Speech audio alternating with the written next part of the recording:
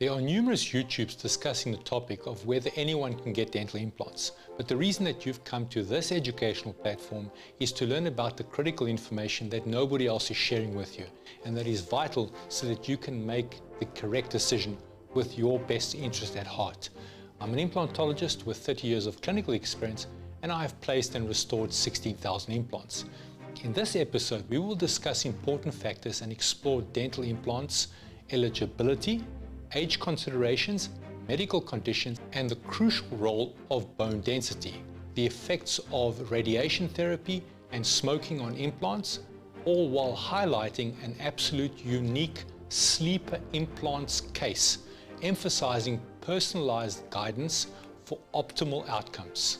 Dental implants are suitable for many individuals, but scientifically not everyone is ideal candidate for implants, because factors such as overall health, oral health, and bone density in the jaw are all considered when determining eligibility. And good oral hygiene practices and a commitment to maintaining oral health are essential for implant success. Age is not a strict limitation for dental implants. They can be considered for both younger and older individuals. Having said that, in the science of implantology, as a standard practice, it is not recommended to place dental implants in individuals under the age of 18. This is due to the ongoing growth and development that occurs during this phase of life.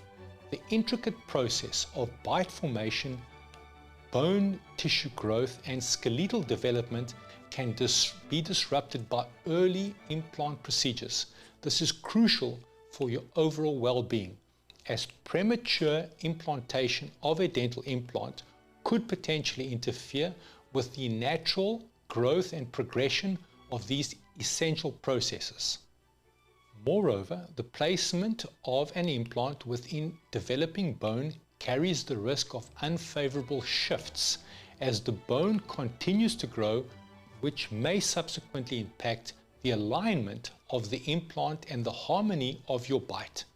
This underscores the significance of waiting until growth has stabilized to ensure the best possible outcome for your dental health.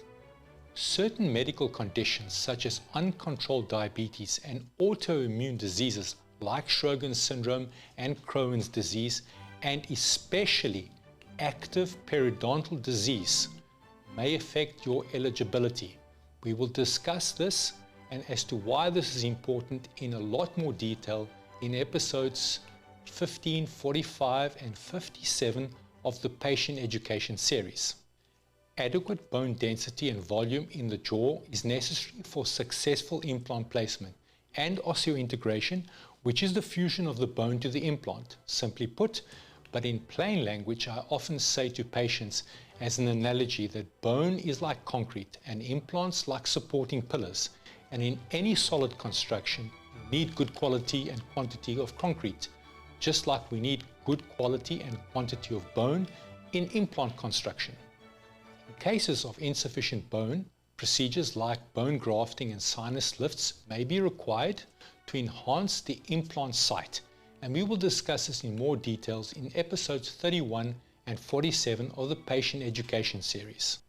Patients with a history of radiation therapy, specifically to the head and the neck region, may require additional evaluation and specialized care. Radiation therapy to the head and neck can damage the blood vessels and decrease the blood flow to the irradiated area, leading to a condition known by a fancy name called osteoradionecrosis.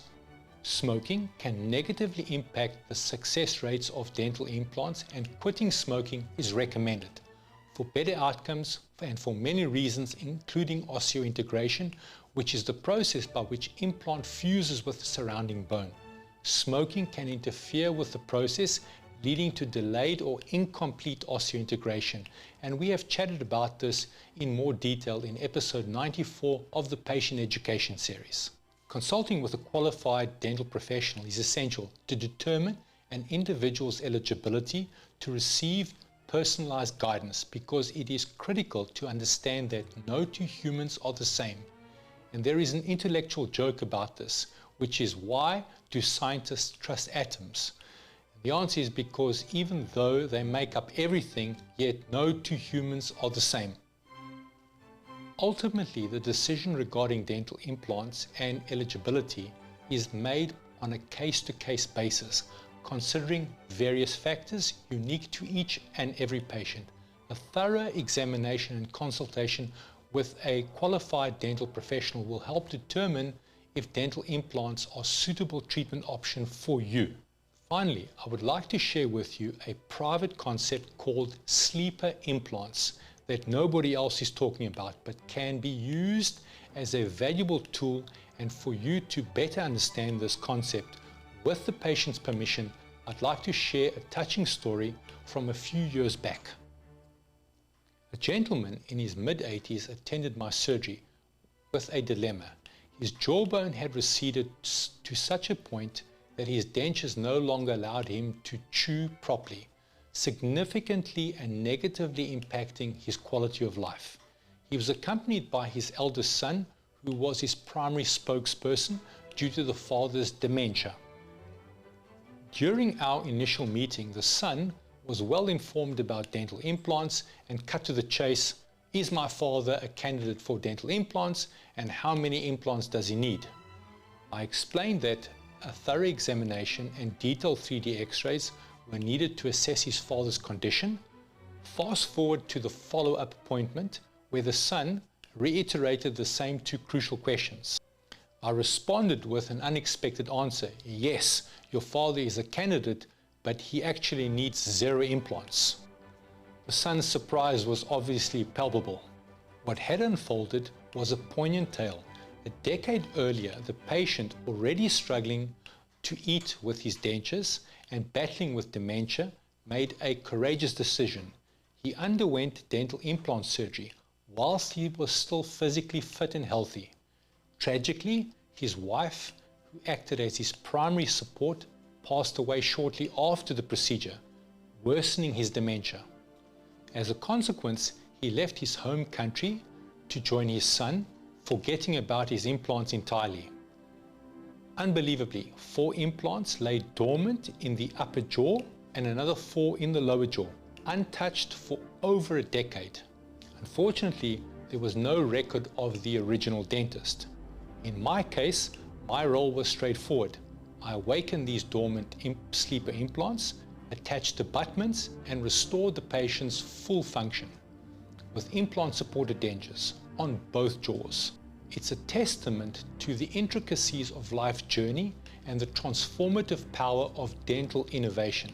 Take action while you are still healthy to safeguard your senior years.